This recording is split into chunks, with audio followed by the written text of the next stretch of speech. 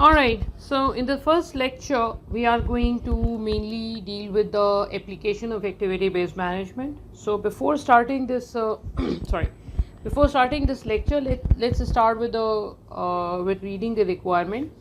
Okay, fine. Let me give you a disclaimer. This question actually belongs to the previous stream, so there is no professional marks attached to this question, right? So it's just a simple 25 marks question. Currently, these days, examiner do not ask for complete 25 marks question. It keep a question for 20 marks, and then 5 marks are requirement for the 5 marks are actually dedicated to the professional marks, right? So it's a different concept, and it has been examined previously. So this question doesn't include those professional marks, right? So advise the CEO. So you are supposed to keep your tone on an advising mode. How to do that, right?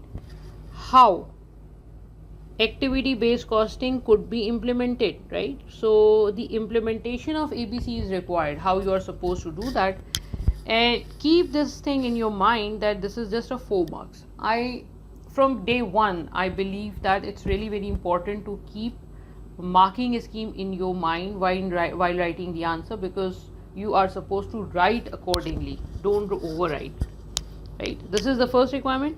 Assess whether it may be more appropriate to use activity based costing in timber and steel division. We don't know what is timber, we don't know what is steel, but this is some sort of assessment type of thing. Assess whether it may be more appropriate to use ABC in timber and steel division than the costing basis currently used. So actually, currently used is mostly absorption costing, right? Because ABC is usually compared with absorption costing. So probably you are supposed to deal with this idea of compare if ABC is more accurate compared to the costing system which the company is currently using, right? So let's see what is given in the question. Let's see what we can do here. DIBEL is formed of two autonomous divisions. Now this is a very important statement. When we are saying autonomous division, this means that the division can take all of their decision at their own. I mean, if they want to manufacture a component, they can. If they don't want to manufacture a product, they can discontinue it. If they want to include specific properties in their product, they can. If they don't want to include it, they may discontinue. Head office is not going to intervene in that. That's the simple idea, right? So DIBEL is found of two divisions, timber division and steel division, and manufacture components for use in construction industry. DIBEL has always, now this is important, DIBEL has always absorbed production overheads through the cost of each product on the basis of machine hours, right? So machine hours are currently used as an activity level. Let me try to write it just to know. Activity level is actually machine hours. Right. Okay, timber division. Timber division manufacture timber frames, right? Used to support the roof of new houses. The timber which is purchased pre-cut to the correct length and is assembled into finished frames by the factory worker who fasten the components together. Timber division manufactures 6 standard size of frames which is sufficient for use in most newly built houses, right? So try to pause this video and try to think what can we understand from this particular concept, this particular line. See, if the question is saying 6 standard sizes of frame, that means your number of your sizes are not going to change, right?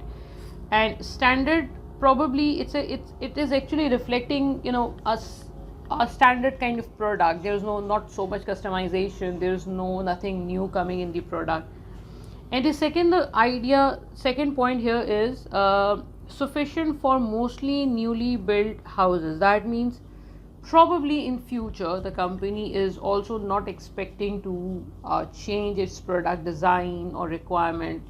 Things are going to be smooth throughout the production process. Steel division manufacture frames and roofs support for use in small commercial buildings, right, such as shops and restaurants. So it is manufacturing frames and roof supports. There's a large range of product. Now this is important. There's a large range of products, right? And many customers also specify bespoke designs. For those who don't know what is bespoke design, bespoke is anything which you manufacture on demand. For example, if I go and just buy the furniture, that means I bought ready-made furniture. But if I go and I customize it, then that means I'm buying, the company is capable of providing me the bespoke software, something which is on demand type of thing. And many customers also specify bespoke designs for short production runs or for one-off building projects. Now what do you mean by one-off building projects? It will not be required for the next projects. I mean, this is a one-off kind of thing, right? You manufactured it and that's it. You don't need to, you will not be needing to manufacture the product again in future. Steel is cut and drilled during using the division's own programmable computer-aided manufacturing machinery and is bolted together and welded by hands, right? Steel division strategy is to produce novel bespoke products at a price comparable to the simpler and more conventional products offered by its competitors, right? So what's given here? The company is producing a customized product, and the prices, surprisingly, the prices are comparable to the simple and more conventional product offered by competitor. Try to think what is the problem here. Pause this video and try to think. See, the problem is the company is manufacturing customized product, but it is keeping its selling price similar to the simpler and more conventional products offered by its competitor, right? So though I am manufacturing customized product, but I am keeping my selling price equivalent or similar to those products which are regular products, which are which is available in the market. Do you really think it's a good idea? No, it's not a good idea, because if you are manufacturing something customized, then obviously you should charge a premium price for that. Why you are selling it on the regular price? This is a questionable thing, right? For example, many of the steel division's customer choose. Now here is an example. Many of the steel division customers choose to have steel covered in one of the wide variety of colored paints and other protective coatings at the end of the production process, right? So this is a kind of request by the customer. This is a kind of requirement by the customer. This is performed off-site by a subcontractor who after which the product is returned. After which the product is returned to the steel division for dispatch to the customer, right? Now what this process is, if a customer wants to cover its steel from by colored paints and protective coating, just to avoid rust and other things, this it can be done, but that is not done by the company. That is done by offsite by a contractor, right? After which the product is returned to steel division for dispatch to the customer, right? Customers are charged the subcontractor's cost plus 10% markup for choosing this option. So whatever the cost of subcontractor is, what the company is doing, subcontractor cost plus 10% of markup. Makes sense, right? Okay. The board of steel division has admitted that this pricing structure may be too simplistic, and then it is unsure of the overall profitability and sales of some groups of products of or sector of the market. Recently, several customers have complained. Now there is another problem.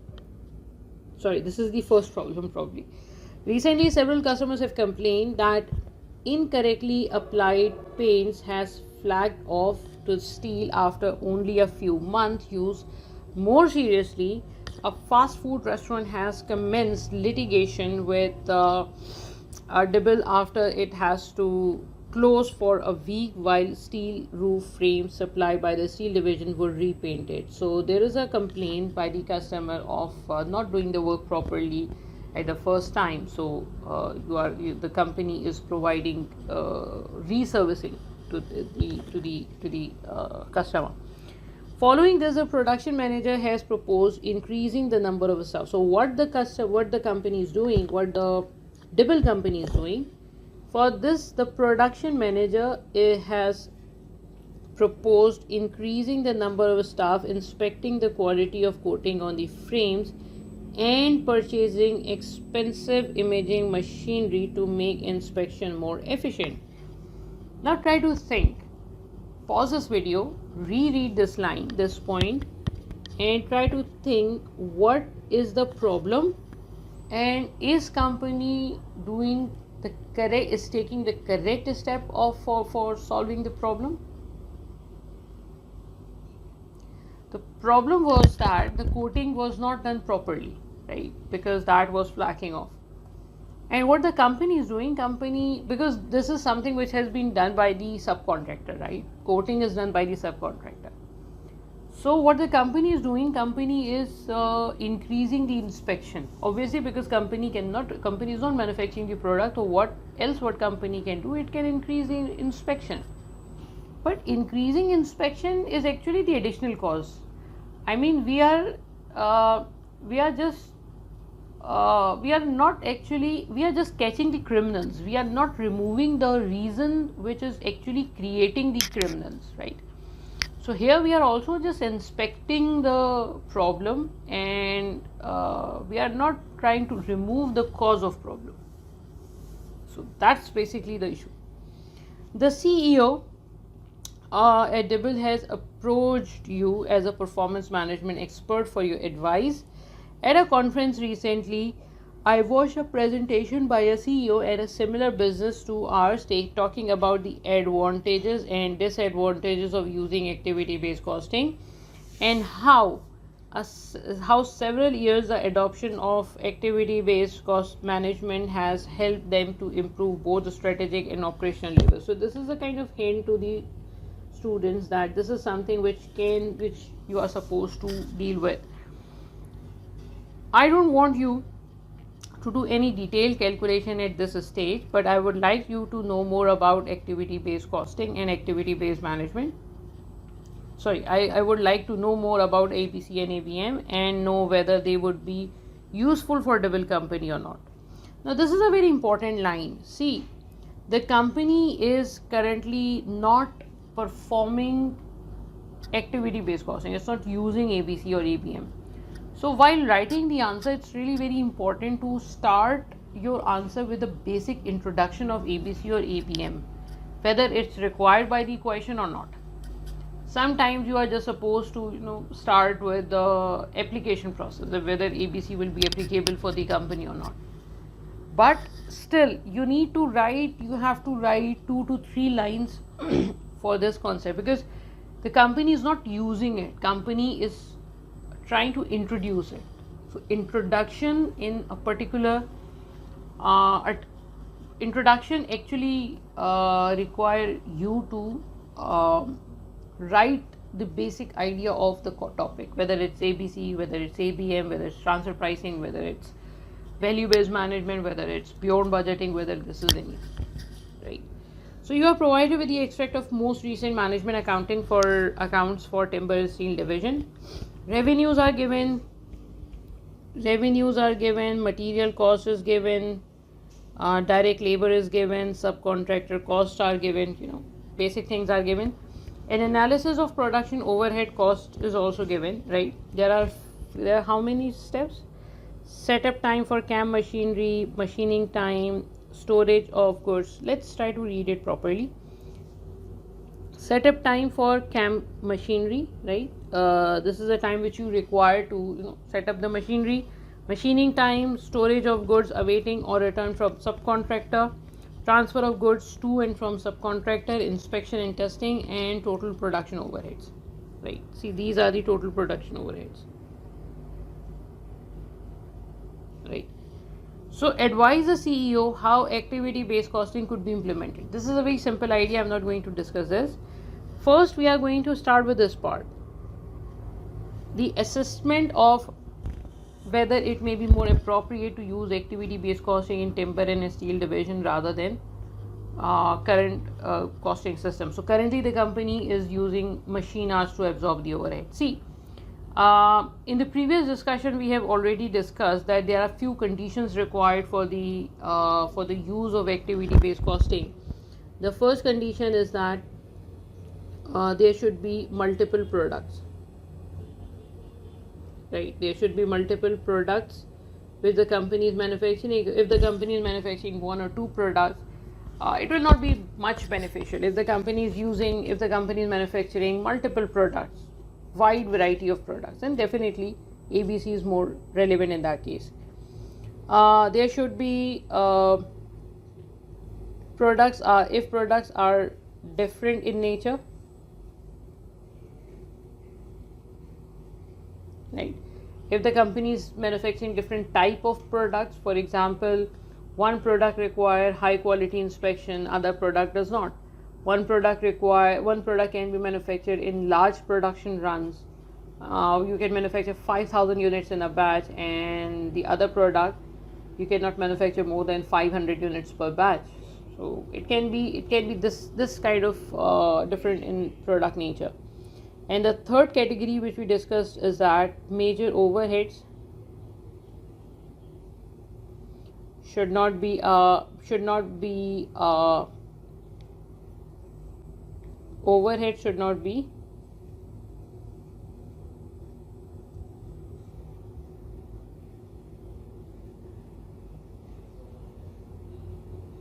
sorry, if overheads are diluted.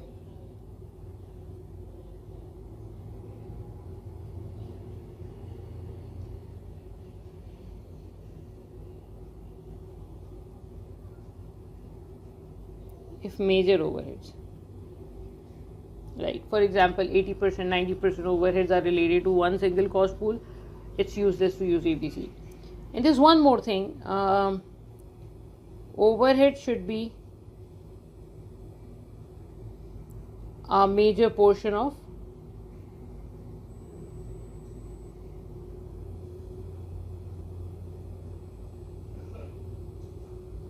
total overhead. This is something which we have already discussed in the previous video, the introductory video, right? So these are few things which are important. So let's try to apply this, right? Let's try to apply these one by one. First, let's start application in the timber division, right? All right. The first thing is that first of all you need to identify whether the overheads are making a major portion of total cost, right? So what are the overheads of timber? The total overheads of timber is 205,000, right? Try to calculate if this is becoming the major cost pool. Sorry, if this is making the major part of your total cost. Okay, so the total overheads are 205,000, right? And if you divide it with the total cost is this one, 12,000 plus 4,500 plus 75 plus these 205, because this is also the part of your total cost now.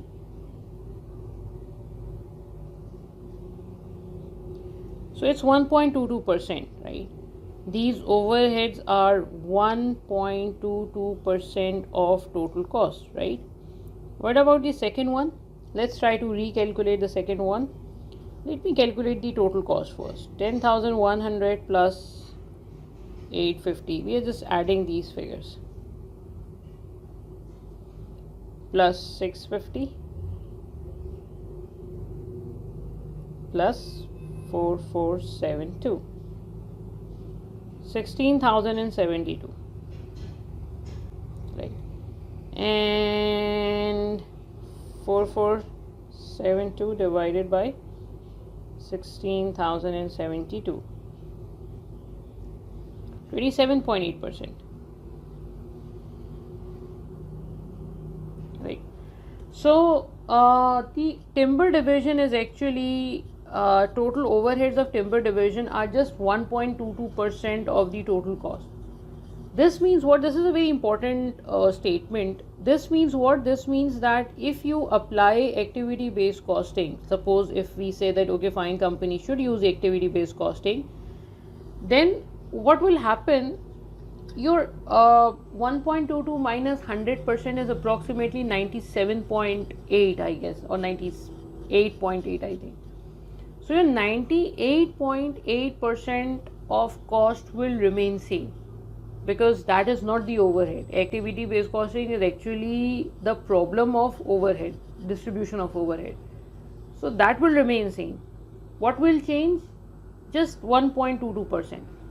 So obviously, I mean the first point is against the use of ABC, because if someone is recommending it, that means you are supposed to do so much work just to change 1.22% of the cost, right?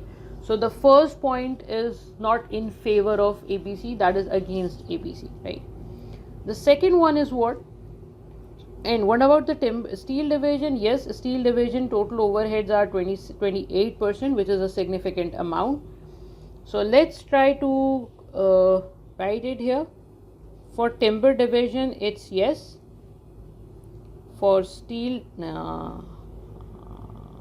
for timber division, it's no. For steel division, it's yes, right? And then if the company is manufacturing multiple products, okay fine, is timber division manufacturing multiple products? Timber division manufactures 6 standard sizes of frame, which is sufficient for use in mostly newly built houses. So probably the product is same, the only thing which changes is the size of the product, size of the component, right? And what about the steel division? Is this manufacturing multiple type of product?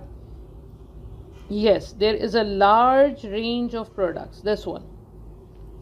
So if the company is manufacturing a large range of products, then definitely, and many customers also specify the bespoke design, right? So these two are in favor of using ABC, right? So the company timber is not exactly manufacturing multiple products, it's just this different in size. And steel division is manufacturing multiple products, yes, different in nature. Timber division is just manufacturing different sizes, so probably no. And steel division, yes, because they are manufacturing the customized product. If major overheads are not related to a single cost pools, so let's see what is the major overhead here in timber division. 120, right? So 120 upon 205, 59% approximately, 58.5. So the problem is the total overheads are approximately 1.22% of the total cost, and out of total overheads, the overheads are say 58% concentrated to a single cost pool. So obviously this is not going again in favor of ABC. What about the steel division? Steel division 395,000 out of 4472. 395,000 divided by 4472, that is 8.8%. So obviously it's not major, right? So If major overheads are not related to a single pool, timber division, it's a yes, because major overheads are related. It's not exactly yes, but 58% is not a smaller amount. And steel division, compared to steel division, it's a definitely no. So probably steel division should continue, timber division should continue with the current system, and steel division will probably continue with move to ABC, right? But there is a problem. If you see this data, timber division, try to identify if timber division continue with the current system of absorbing overheads on the basis of machine hours. Is it really correct? Pause this video and think. No. The problem is machine time in timber department is 0. See this one. Machine time in timber division is 0. So how can you distribute overheads on the basis of machine hours? Obviously it's not a good idea. It's impossible. It's impractical. It's not a practical idea. So how can you do that? See, if not machine hours, then what?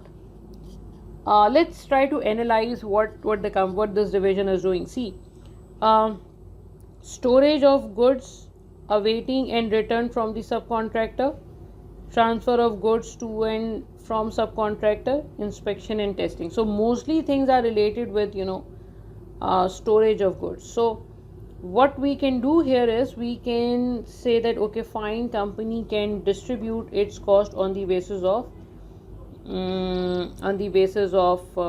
material cost, you may say, maybe material cost or maybe material quantity, but not on the basis of machine hours. So here we also have a recommendation that company should not use machine hours. Rather, it may use something which is related to store department or storage of machinery, because mostly overheads are related to that. So for that, company can use either a quantity of inventory, quantity of material, or the cost of material, whatever company wants to do, right? So this is basically the end of first part, right?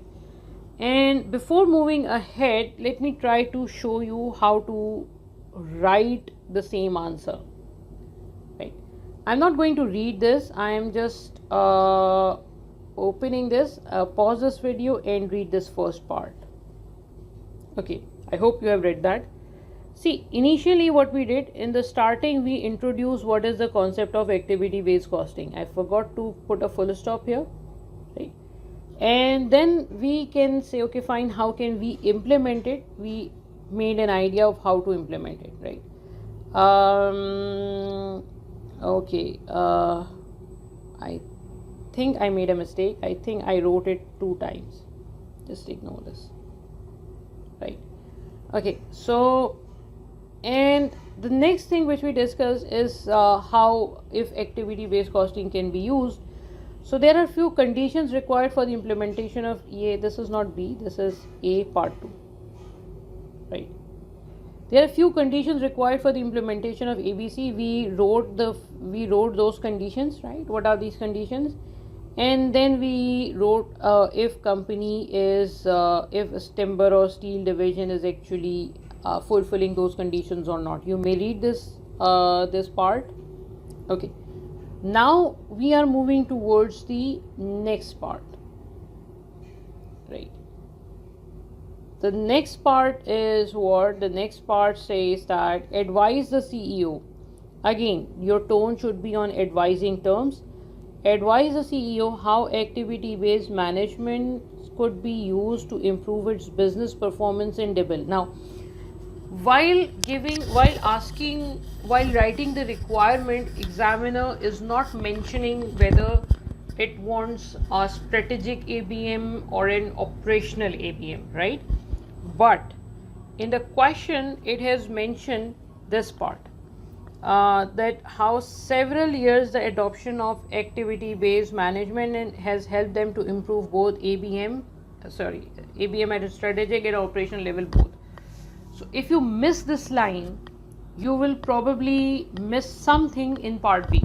So try to read the question very carefully, because sometimes requirement is clear. Sorry, I'm taking my words back.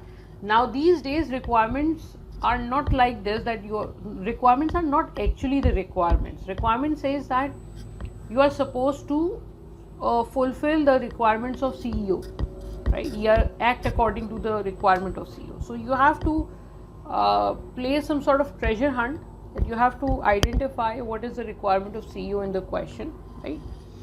So let's start with what is the first part? Strategic. So let's start with the strategic ABM. Strategic ABM was what? A strategic ABM was actually the idea of identifying value added product or value added services, or a profitable product or a profitable service, right? So timber division is not using ABC, so let's ignore timber division. I'm just pausing this video for a while, and I want you all to read this read this whole steel division information again, and try to identify that what can be used as a strategic ABM. In simpler words, profitable product, or a profitable or not profitable product, or profitable or not profitable service. Any of these two. Pause this video.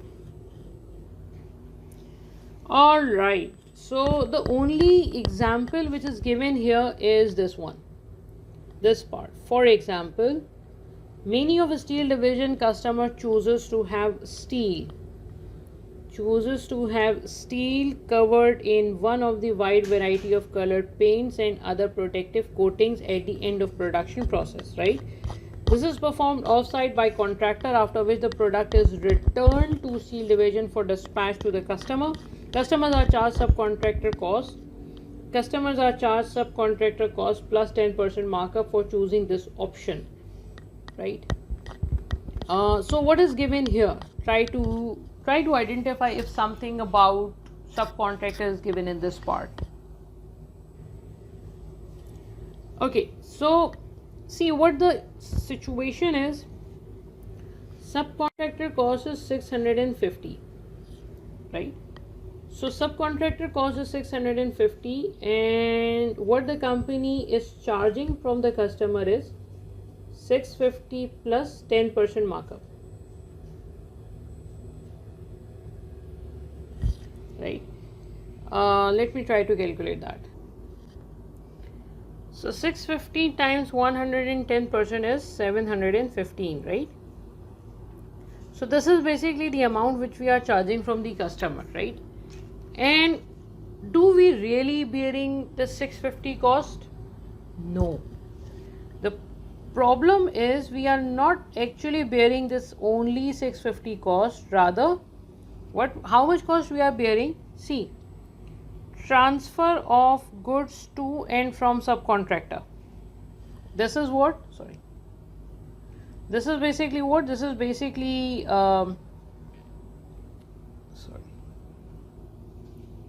This is basically what? This is basically transfer of goods to and from subcontractor. Is basically you are sending your products to the subcontractor, and then you want your products back, and this will cost you around 300,000, right?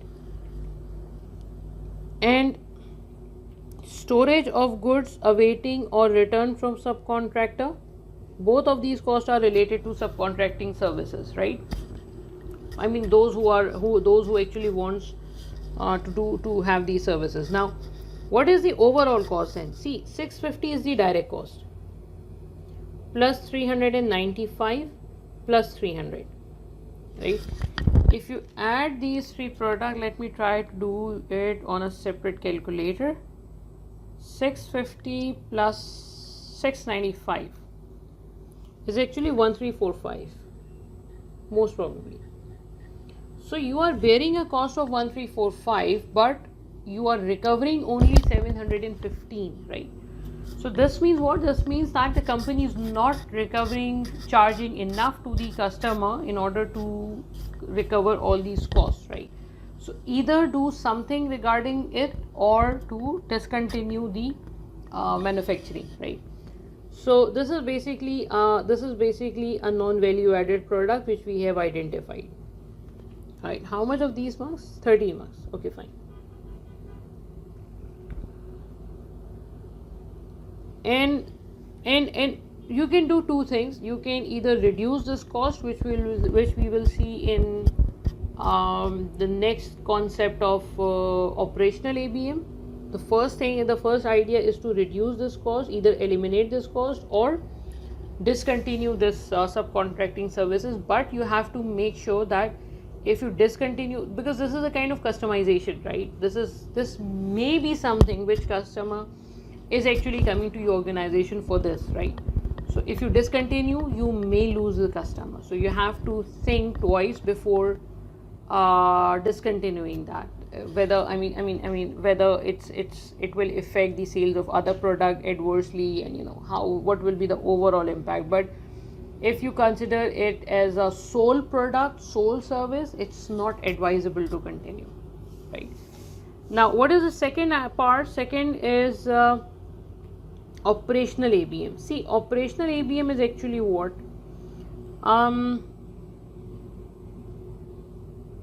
Operational ABM means to identify the value added and the non-value added product, right?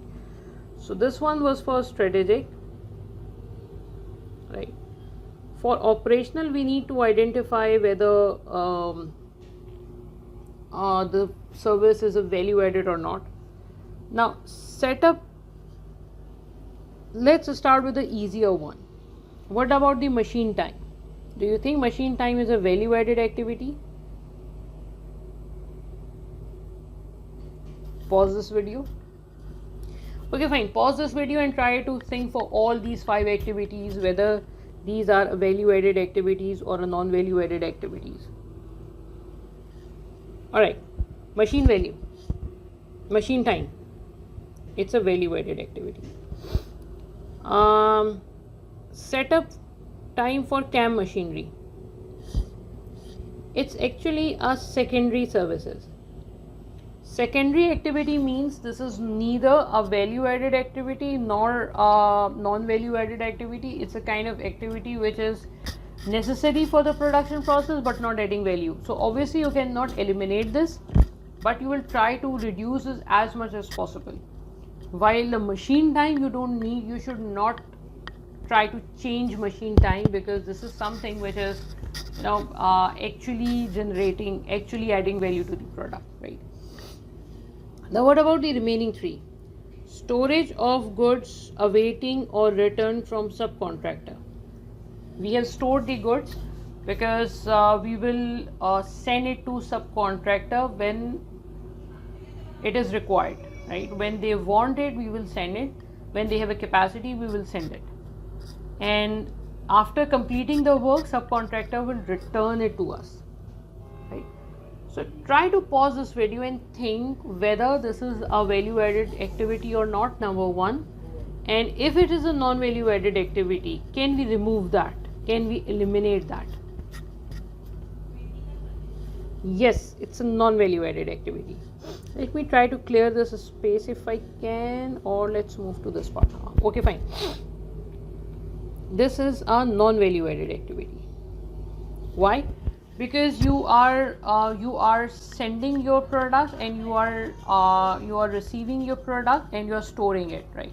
Let's talk these two. Transfer of goods to and from subcontractor. This is also a non value added activity, right? How can you reduce or eliminate? Let's talk about transfer of goods to and from subcontractor first, because this is an easier one. What if you don't want to transfer it to the subcontractor, or you don't want it back from subcontractor? What you can do? Pause this video and think, because you have to think in the paper. See, the first idea which can be done is what we are doing. We are we are sending it to customer, and then we want it back. Let me try to clear this part. This is performed by subcontractor, after which the product is returned to steel division for dispatch to the customer. So what we can do here is we can send directly, we can send the product directly to the customer.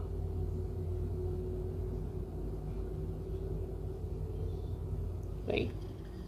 But because I was doing this in a class as well, so there was a debate going on this topic. If we send this product directly to the customer, then there is an issue. What is the issue? See, the problem is we are actually doing some inspection after we are getting the product from the subcontractor, right? Following this, the production manager has proposed increasing the number of staffing, right? So we were inspecting the goods, right? So what if we send it directly to the customer? What will be the inspection process? I mean, how can we carry out the inspection process? Think. We can send someone from our company, we can send our employees, not our employees, Dibble company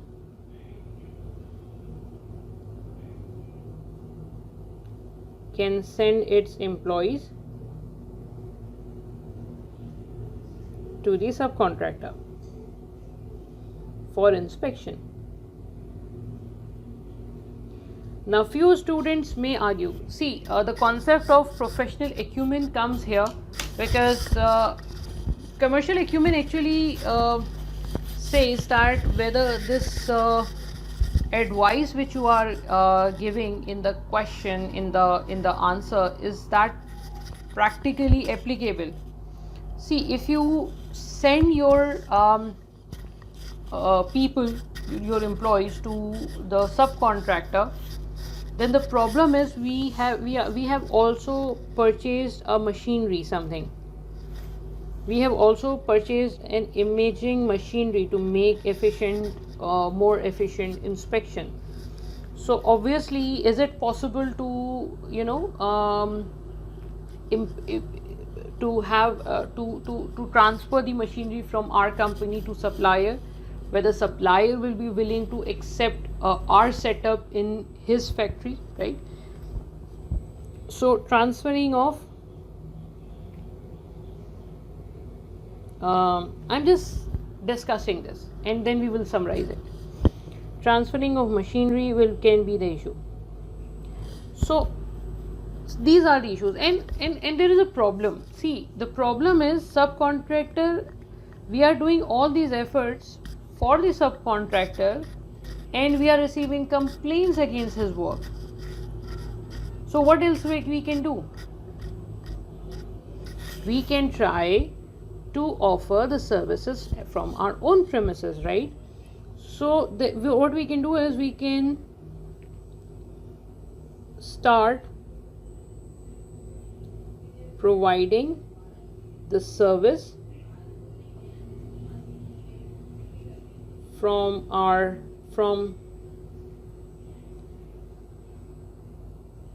Dibble company's outlet, Dibble company's production facility, if possible. If we have those capabilities, we can do that, because that will eliminate this transfer of goods to and from customer. That will completely eliminate that. And we can also see, we can insist for taking services from subcontractor only if he is doing the work perfectly, which is not the case in this here.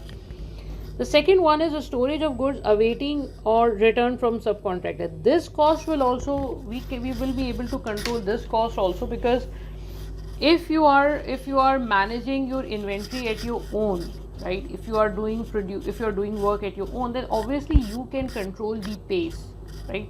So storage of goods to the subcontractor, because if you are sending into the subcontractor, you have to make few things in advance, because obviously you will send it accordingly, or you will get it back maybe on the due time. But if you are doing everything at your own, it will help you to manage your inventory, right? So this will not eliminate exactly, but this will reduce your storage cost as well. And both of these, this step will also help to eliminate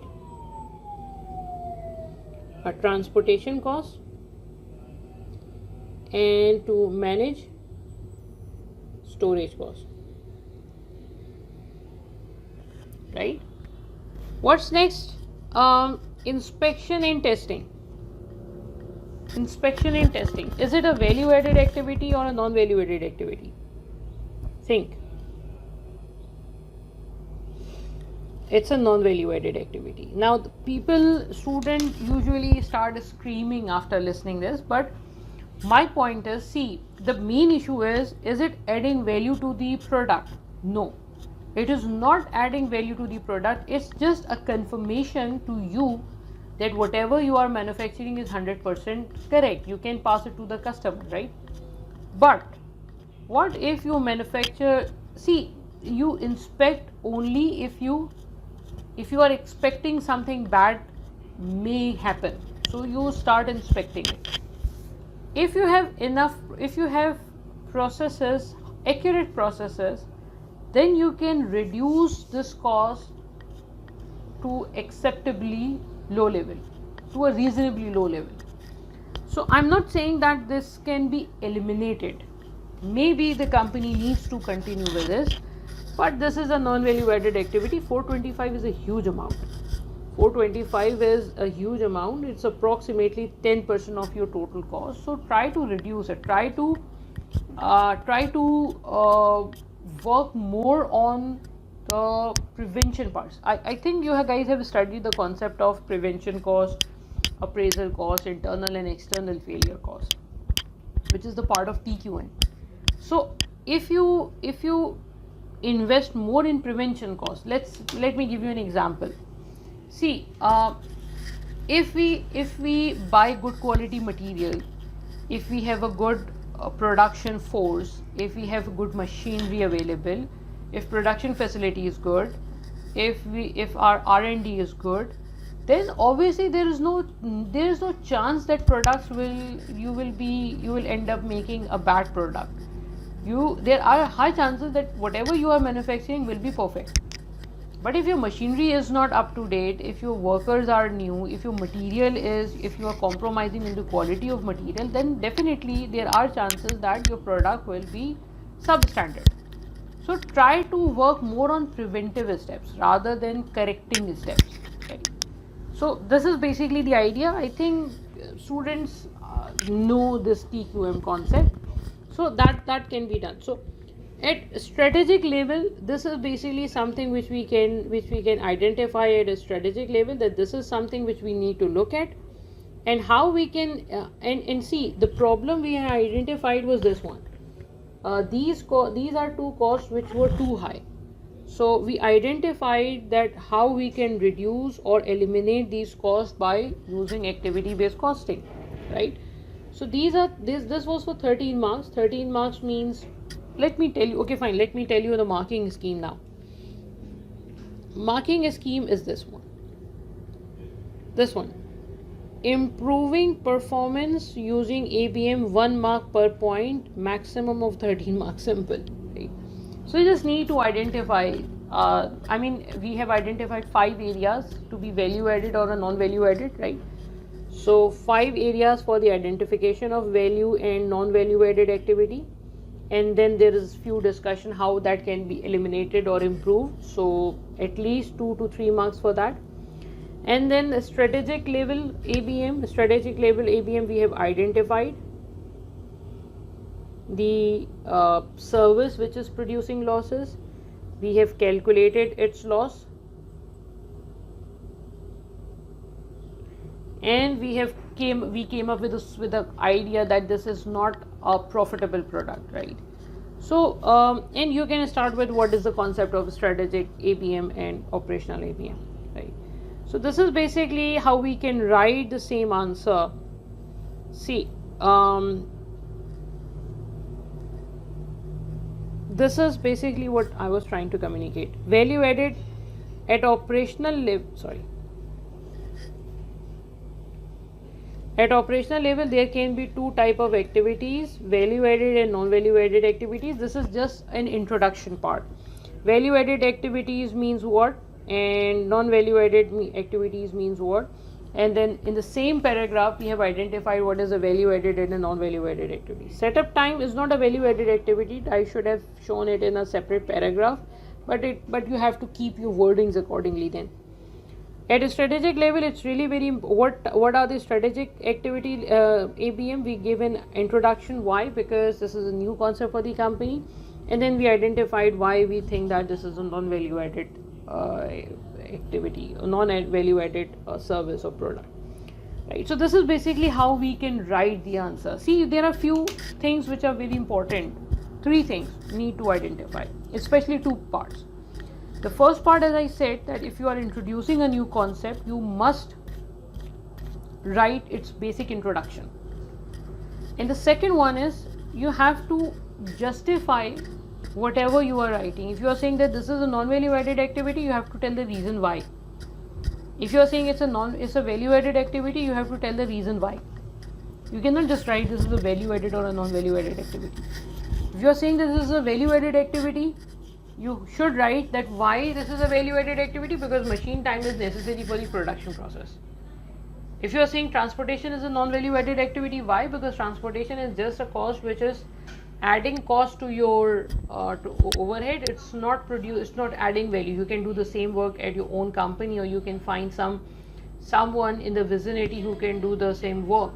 I mean, you can reduce the distance as much as possible. You can eliminate the transportation cost if you are working it at home. So this cost can be easily eliminated, right? So this is basically the end of the first introductory session, in which we have discussed the basic idea of activity based costing, right? I hope you understood this question. Thank you. Allah Hafiz.